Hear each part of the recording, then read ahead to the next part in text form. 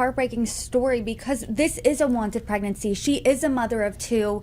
There is that photo of her posing with the bump, and now she has to travel out of state and go through this not at her own home. And this is obviously has been a national story for the past week. And as someone who covers women's stories extensively, what do you think is missing from the national dialogue here?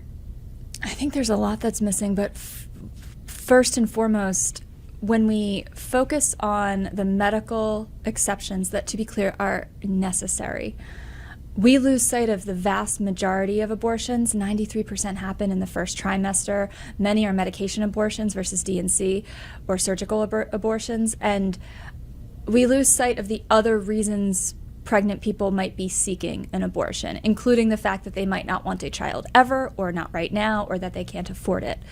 And I think when we talk about abortion in such stark medical terms, we risk moralizing the issue, and we risk creating an environment where there are good reasons and bad reasons. And that, to me, feels stigmatizing and feels dangerous in a society where arguably every person wants to be able to have bodily autonomy and wants to make their own healthcare decisions. And most Americans don't want the state questioning that based on the polling that we've seen. Maggie, I am really curious, politically, does this matter that this was a wanted pregnancy? Oh, of course it matters that she wanted the pregnancy. I think the wants and needs and hopes and dreams of all patients, regardless of gender, matter, right? We talk about it with end-of-life care. We talk about it with cancer care. We talk about it with do not resuscitate.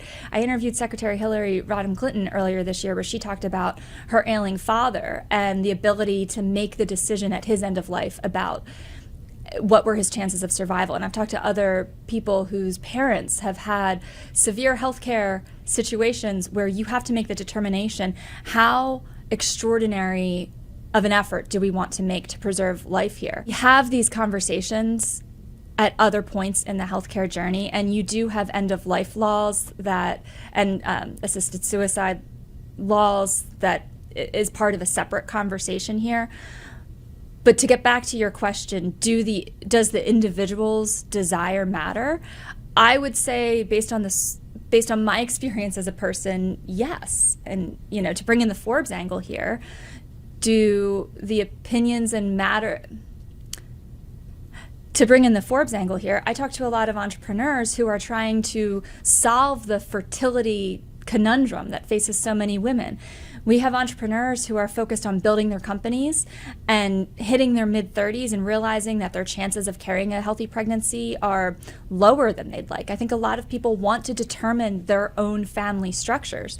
So we have other entrepreneurs who are founding, including if you look at the under 30 list, who are founding fertility companies that are trying to make fertility care more accessible to those who want to build families. So I absolutely think wants and desires and dreams are essential here. I just think it's important that we don't moralize those wants and dreams.